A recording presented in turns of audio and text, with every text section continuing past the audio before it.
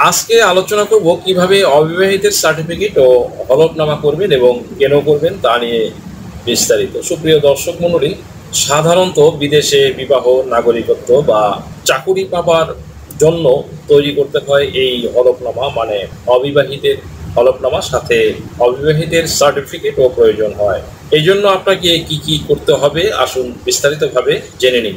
প্রথমত, চেয়ারম্যান বা কমিশনারের কার্যালয় হতে একটি অবিবাহিতের সনদপত্র নেবেন। তাতে লেখা থাকবে আপনি অবিবাহিত এই কথাটা। কাজটি করতে হবে চেয়ারম্যান বা কমিশনারের লেটার হেড প্যাডে এবং তার স্বাক্ষর থাকতে হবে। লেটার হেড প্যাড বলতে তার অফিসিয়াল যে প্যাড থাকে সেই প্যাডের উপরে। এটি নিয়ে আপনি চলে যাবেন ডেপুটি কমিশনার কার্যালয় বা ডিসিও।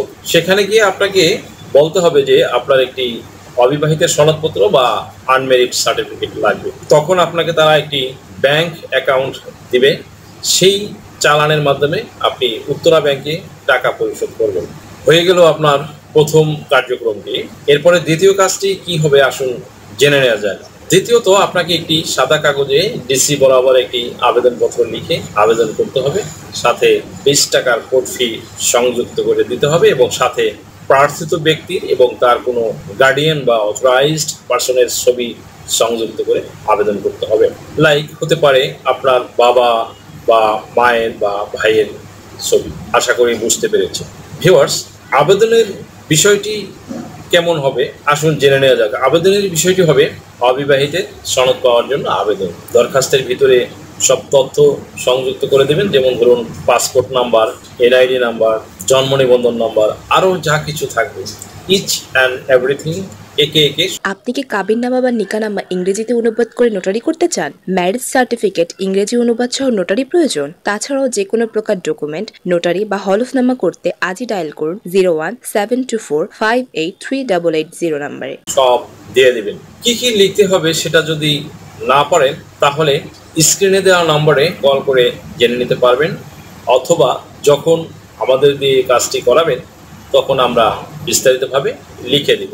অতঃপর এবার তৃতীয় পদক্ষেপটি নিতে হবে।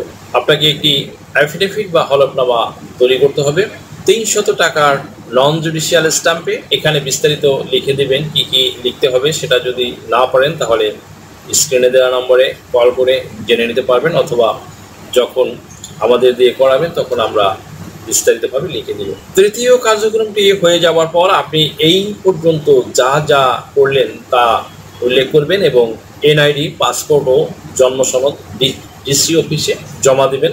জমা দেওয়ার পর পারলে একটি কপি রিসিভ করে রাখবেন। এরপর কি করবেন আসুন বলছি, জেনে নিন। সো এরপরে আপনাকে করতে হবে ডিসি অফিসের কাজ।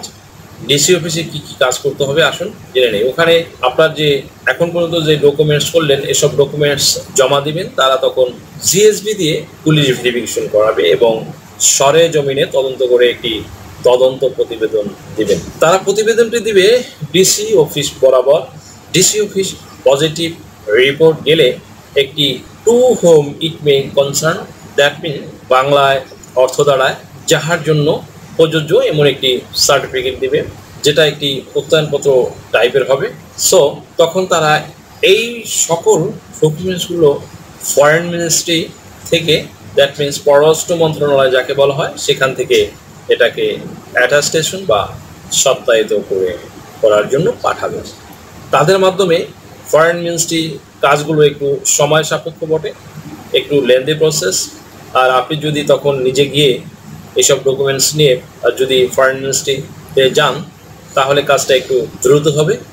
এভাবেই সম্পূর্ণ প্রক্রিয়াটি সম্পন্ন করতে হবে বন্ধুরা। আশা করি ভিডিওটি থেকে সামান্যতম হলেও উপকৃত হয়েছেন। যদি ভিডিওটি আপনাদের সামান্যতম উপকারে আসে তাহলে রিকোয়েস্ট করব চ্যানেলটি লাইক, শেয়ার, কমেন্টস এবং সাবস্ক্রাইব করে পাশে থাকা বেল আইকনটি প্রেস করে দিন, যাতে পরবর্তী ভিডিওর নোটিফিকেশনটি খুব সহজেই পেয়ে যান। সো আজকের মতো এখানে শেষ করছি। দেখা হবে অন্য কোনো দিন, অন্য কোনো ভিডিওতে, অন্য কোনো আইনি কন্টেন্ট নিয়ে। সেই পর্যন্ত সকলে ভালো থাকুন, সুস্থ থাকুন, নিরাপদে থাকুন। আবারও সবাইকে ধন্যবাদ জানিয়ে এখানে শেষ করছি। আল্লাহ হাফেজ।